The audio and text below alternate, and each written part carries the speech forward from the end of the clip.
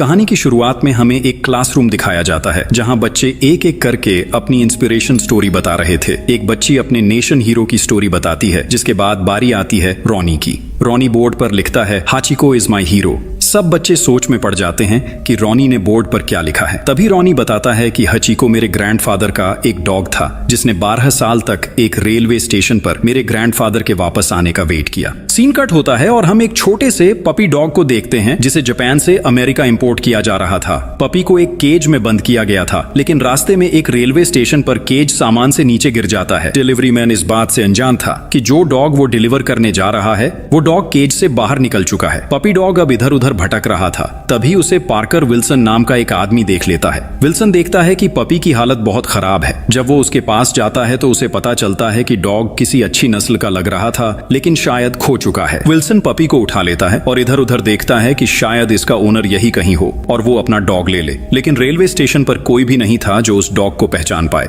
Wilson अब dog को लेकर स्टेशन हेड के पास जाता है। स्टेशन हेड विल्सन को देखकर उसके साथ बहुत अच्छे से बात करता है। यहाँ पता चलता है पार्कर विल्सन एक यूनिवर्सिटी में प्रोफेसर हैं। यहाँ सभी लोग उनकी बहुत इज्जत करते हैं क्योंकि वो हर रोज इसी स्टेशन से यूनिवर्सिटी जाते हैं। विल्सन स्टेशन हेड को बताते हैं। वो कहते हैं कि किसी का पपी डॉग स्टेशन पर खो चुका है, आप इसे यहाँ रख लो। अगर कोई इसका पीछा करते हुए आएगा तो आप उसे दे देना। लेकिन स्टेशन हेड पपी को पास रखने से मना कर देते हैं। वो कहते हैं कि यहाँ वो सेफ नहीं रह पाएगा। वो विल्सन को बताते हैं कि यहाँ बहुत से स्ट्रीट डॉग्स भी आते हैं और वो मिलकर इसे मार देंगे, इसीलिए अच्छा यही है आप इस डॉग को अपने साथ घर ले जाएं। जैसे ही कोई इसकी तलाश में आएगा तब मैं आपसे संपर्क करूंगा और उसे उसका डॉग वापस करवा दूंगा। विल्सन अब डॉग को घर भी नहीं ले जा सकता। उसकी वाइफ केट को डॉग्स बिल्कुल भी पसंद नहीं और वो इस पपी डॉग को घर में रहने नहीं देगी। विल्सन अब ना चाहते हुए भी डॉग को घर ले आता है। वो घर के सामने बने हुए एक केज में उसे बंद कर देता है ताकि उसकी वाइफ को डॉग के बारे में पता ना चले। रात को खाना खाकर दोनों सोने की तैयारी करते हैं।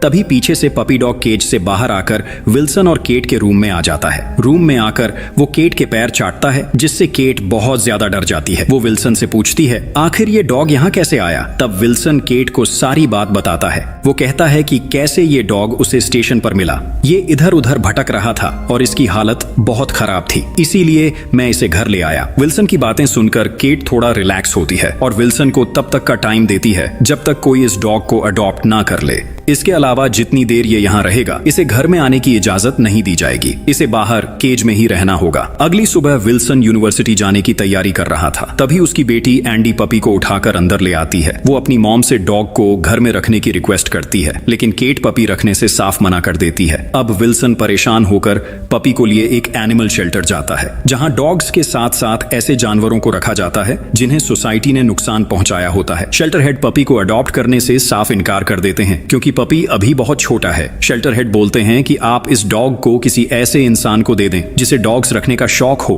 क्योंकि ये डॉग दिखने में ही बहुत प्यारा है। वैसे भी इस शेल्टर में इतने छोटे डॉग्स को रखना अलाउ नहीं है। शेल्टर हेड की बात सुनकर विल्सन के ख्याल में उसकी एक फ्रेंड आती है जिसे एनिमल्स रखना बहुत पसंद है। विल्सन अब बिना वक्त जाया किए अपनी फ्रेंड के पास जाता है जो एक बुक शॉप पर काम करती है। वो पपी देखकर बहुत खुश होती है, लेकिन उसके पास पहले से ही एक कैट है, इसीलिए वो कैट के साथ डॉग को भी नहीं रख सकती। विल्सन की फ्रेंड भी डॉग लेने से इनकार कर देती है।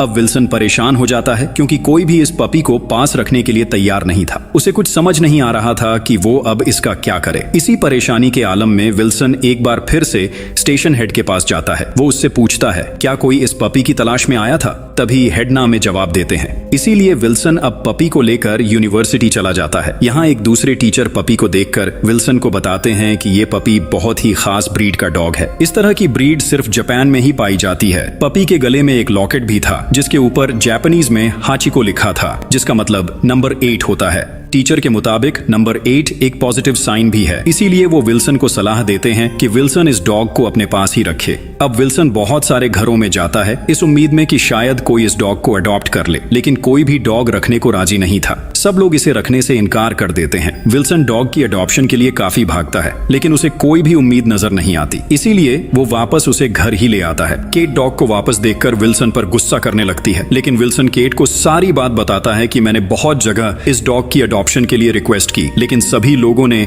इसे रखने से मना कर दिया। वो कहता है कि मैं इसे ऐसे छोड़ भी नहीं सकता क्योंकि अभी ये बहुत छोटा है। विल्सन बताता है कि जब तक ये डॉग मेरे पास है मैं इसका बहुत अच्छे से ख्याल रखूंगा। विल्सन डॉग को उसके गले में लगे हुए लॉकेट वाला ही नाम देता है, यानी हचीको। अभी दोनों बात कर ही रहे थे, तभी उन्हें किसी चीज गिरने की आवाज आती है। दोनों जल्दी से वहां जाते हैं तो हचीको ने केट का बनाया हुआ एक प्रोजेक्ट तोड़ दिया था जिसे उसने कई दिन लगाकर बनाया था। हचीको प्रोजेक्ट की टूटी चीजों के साथ खेल रहा था। ये देखकर केट गुस्से से पागल हो जाती है। वो विल्सन को बोलती है, इस डॉग को मेरी नजरों से दूर ले जाओ, और हाँ, अब ये मुझे घर में नजर भी ना आए। विल्सन अब ना चाहते हुए भी हचीको को घर से बाहर लाकर उसी केज में बंद कर देता है जो उनके घर के सामने बना हुआ था। रात तक हचीको केज में बंद ही था, लेकिन रात को बहुत ठंड हो चुकी थी। ठंडी हवाएं चलने लगी थी। विल्सन अंदर बैठा हचीको के लिए बहुत परेशान था। जैसे ही केट सोई, विल्सन भागता हुआ केज में जाता है और हचीको को उठाकर दोबारा से अंदर ले आता है। अंदर लाकर विल्सन इस डॉग के बारे में रिसर्च करता है। तब उसे पता चलता है कि ये अकीटा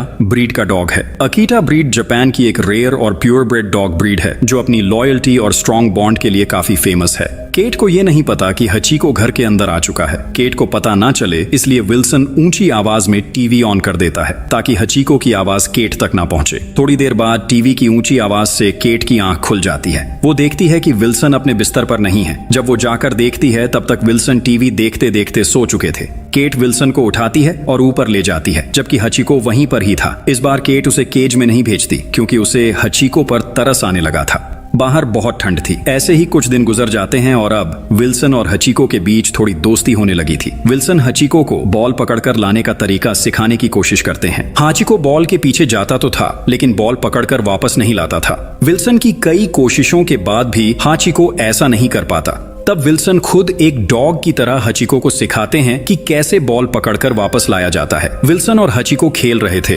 तभी वहां एंडी भी आ जाती है। तीनों साथ में खेलना शुरू कर देते हैं। इसी बीच केट को किसी की कॉल आती है जिसमें वो बताते हैं कि वो लोग हचीको को बाय करना चाहते हैं। तभी केट की नजर विल्सन और एंडी पर जाती है जो हचीको के साथ बहुत खुश नजर आ रहे थे। वो उन्हें बताती है कि हचीको सेल हो चुका है। क्योंकि अपनी फैमिली को खुश देखकर केट भी मान जाती है कि वो इस डॉग को खुद ही अडॉप्ट कर लेंगी। केट भी हचीको को अपना लेती है और अपने साथ ही रखने का फैसला कर लेती है। अब हचीको इनके साथ एक फैमिली की तरह रहने लगता है। ऐसे ही काफी साल गुजर जाते हैं। हचीको अब काफी बड़ा हो चुका है और उसके और विल्सन के बीच बहुत अच्छी बॉन्डिंग बन गई है। वो हमेशा विल्सन के साथ ही रहता है। हचीको का दिल करता है कि विल्सन जहां भी जाए वो भी उसके साथ ही जाए, लेकिन हमेशा की तरह विल्सन यूनिवर्सिटी जाते हुए बाहर का डोर लॉक कर देता है ताकि हचीको घर से बाहर ना आए। लेकिन एक दिन हचीको दीवार के नीचे सुराख करके विल्सन के पीछे स्टेशन चला जाता है। तब तक विल्सन ट्रेन में बैठ चुका था। अचानक उसे हचीको दिखाई देता है तो उसे देखकर विल्सन भी बहुत ज्यादा हैरान हो जाता है कि ये मेरा पीछा करते हुए अकेला ही घर से भाग आया है। विल्सन जल्दी से ट्रेन से बाहर आता है और हचीको को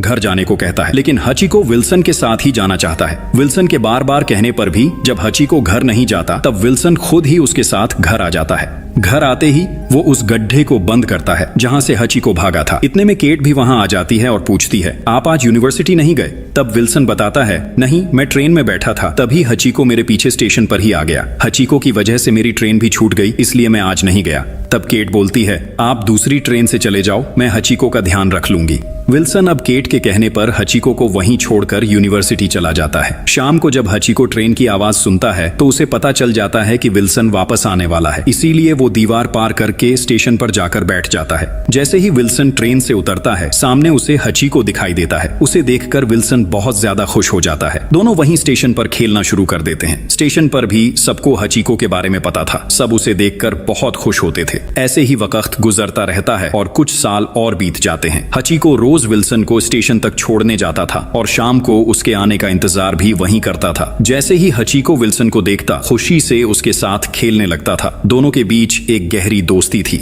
ऐसी दोस्ती जिसमें दोनों एक दूसरे के बिना रह ही नहीं सकते थे। कुछ दिन बाद एंडी की अपने बॉयफ्रेंड से शादी हो जाती है, जहां हचीको उनकी फैमिली के बीच बिल्कुल अपने घर के सदस्य की तरह बैठा था। एक दिन विल्सन अपने दोस्त, जो टीचर भी था, को बताता है कि जब हचीको छोटा था तब से वो उसे बॉल पकड़कर वापस लाना सिखाने की कोशिश कर रहा है, लेकिन आज तक हचीको ने वो बॉल कभी वापस नहीं लाई। तब उसका दोस्त मुस्कुराकर कहता है, हचीको कोई आम ब्रीड नहीं है, उसे बॉल के साथ खेलना उतना पसंद नहीं होता, वो दूसरे कुत्तों से बिल्कुल अलग है।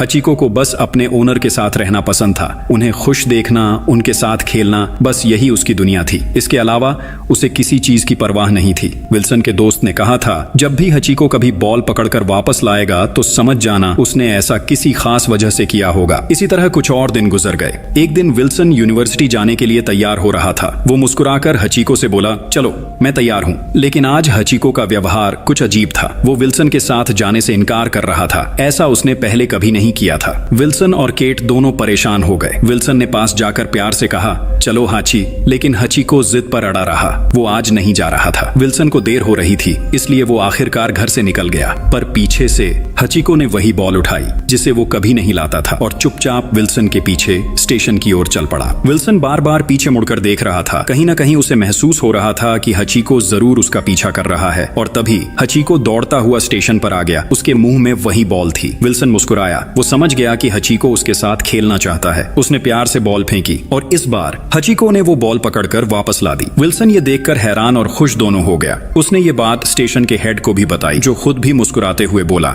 लगता है आज हाचिको ने कोई खास बात महसूस की है। अब विल्सन के जाने का वक्त हो चुका था। वो झुककर हाचिको के सिर पर हाथ रखकर बोला, अब घर जाओ हाची, शाम को मिलते हैं। लेकिन हाचिको जोर जोर से भौंकने लगा, जैसे वो उसे रोकना चाहता हो। विल्सन हल्का सा मुस्कुराया, हाचिको की आंखों में देखा और फिर ट्रेन में बैठ गया, जहां से शायद अब उनकी जिंदगी हमेशा के लिए बदलने वाली थी। पीछे से उदास होकर हचिको भी घर लौट आता है। दूसरी तरफ यूनिवर्सिटी में विल्सन अपने स्टूडेंट्स को लेक्चर दे रहे होते हैं कि तभी अचानक उनकी तबीयत बिगड़ने लगती है। कुछ ही पलों में उन्हें हार्ट अटैक आता है और वहीं क्लासरूम में विल्सन की मौत हो जाती है। शाम होती है। हमेशा की तरह हचिको स्टेशन पहुंचता है, अपनी पूंछ हिलाता हुआ उम्मीद से विल्सन का इंतजार करता है। लेकिन आज कुछ अलग था। उसके दिल को जैसे पहले से एहसास हो चुका था कि जिस इंसान का वो सालों से इंतजार करता आया है, अब वो कभी वापस नहीं आएगा। रात धीरे धीरे गहराने लगती है। ठंडी हवाएं चलने लगती हैं और बर्फ गिरनी शुरू हो जाती है। फिर भी हचिको वहीं स्टेशन के बाहर बैठा रहता है, अपनी आंखें उसी रास्ते पर टिकाए जहां से विल्सन की ट्रेन आया करती थी। कई घंटे बीत जाते हैं। शाम से रात हो जाती है, लेकिन विल्सन नहीं लौटता।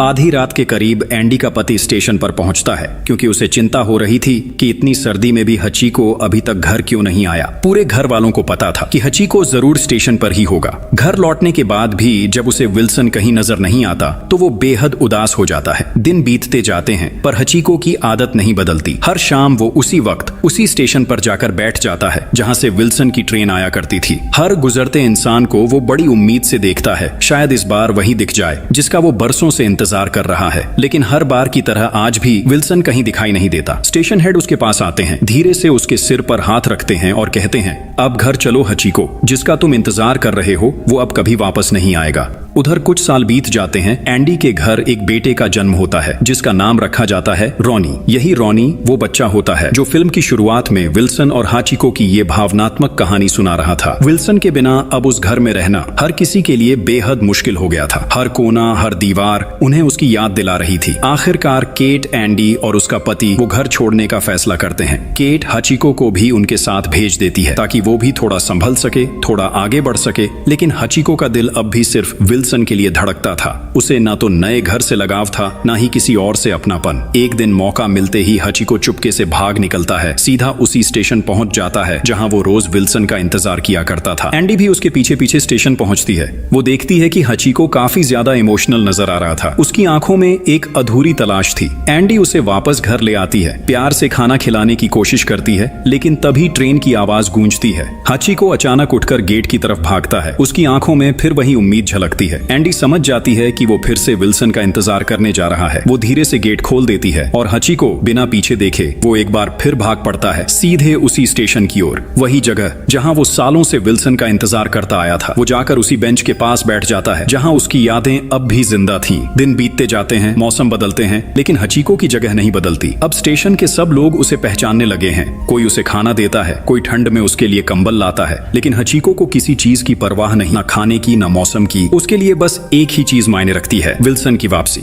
साल बीतते गए। हाचिको अब बूढ़ा हो चुका था, लेकिन फिर भी हर शाम वो स्टेशन पहुंच जाता था उसी उम्मीद के साथ। धीरे धीरे हचिको की कहानी पूरे शहर में फैल जाती है। अखबार, न्यूज चैनल्स सब उसकी वफादारी की मिसाल देने लगते हैं। लोग दूर दूर से सिर्फ उसे देखने आते हैं। हाचिको अब शहर की एक पहचान बन चुका था। हर रोज लोग उससे मिलने आते, कोई खाना लाता, कोई पानी। वो अब 12 साल का हो चुका था, लेकिन फिर भी उसके दिल में विल्सन की याद जिंदा थी। वो आज भी उसी जगह, उसी उम्मीद के साथ स्टेशन पर बैठा रहता था। एक दिन केट अपने शहर लौटती है, क्योंकि आज वो विल्सन की कब्र पर जाने वाली थी। वहीं विल्सन के पुराने दोस्त, वो टीचर जो अकीटा ब्रीड के बारे में जानता था, वो भी वहां आता है। दोनों कब्र के पास बैठते हैं। केट की आंखों में आंसू होते हैं। वो कहती है, आज 12 साल बीत चुके हैं, लेकिन विल्सन अब भी हमारे दिलों में जिंदा है। वो टीचर केट को दिलासा देता है और दोनों वापस लौटने के लिए स्टेशन पहुंचते हैं। केट की नजर अचानक एक जाने पहचाने चेहरे पर पड़ती है। हाँ, वो हाचिको ही था, जो अब भी उसी जगह बैठा विल्सन का इंतजार कर रहा था। केट भागती हुई उसके पास जाती है, उसे गले लगाती है और रोते हुए कहती है, तुम अब भी उसका इंतजार कर रहे हो। दोनों की आंखों से आंसू बहने लगते हैं। केट बार बार हचिको से कहती है, चलो मेरे साथ घर चलो। लेकिन हचिको कहाँ मानने वाला था। वो तो अब भी बस विल्सन के साथ ही जाना चाहता था। उसकी आंखों में वही पुरानी चमक थी, वही उम्मीद कि एक दिन उसका मालिक जरूर लौटेगा। महीने बीतते गए। हचिको अब बूढ़ा हो चुका था। हर शाम वो उसी स्टेशन पर पहुंच जाता। ठंडी हवा में कांपते हुए भी उसकी नजरें बस एक ही दिशा में रहती, जहां से विल्सन की ट्रेन आया करती थी। उसी इंतजार में वो आखिरी बार आंखें मूंद लेता है और विल्सन के साथ बिताए हर पल उसकी आंखों के सामने घूमने लगते हैं। धीरे धीरे उसकी सांसें थम जाती हैं और हचिको हमेशा के लिए अपने प्यारे विल्सन से मिलने चला जाता है। सीन कट होता है। अब हम रॉनी को देखते हैं, जो अपनी क्लास में सब बच्चों को ये सच्ची कहानी सुना रहा था। कहानी खत्म होती है तो पूरी क्लास की आंखें नम हो जाती हैं। हर बच्चा रो रहा था। आज भी शिबुया स्टेशन के बाहर हचिको का एक ब्रॉन्ज स्टैचू बना हुआ है, जहां लोग उसकी याद में तस्वीरें लेते हैं, फूल रखते हैं और उसकी वफादारी को याद करते हैं। और इसी के साथ ये based on true story movie यहीं खत्म होती है। आपको ये कहानी कैसी लगी कमेंट्स में जरूर बताना। हमारे चैनल को सब्सक्राइब करना मत भूलना और ऐसे ही दिल छू लेने वाली कहानियां देखते रहिए। Thanks for watching.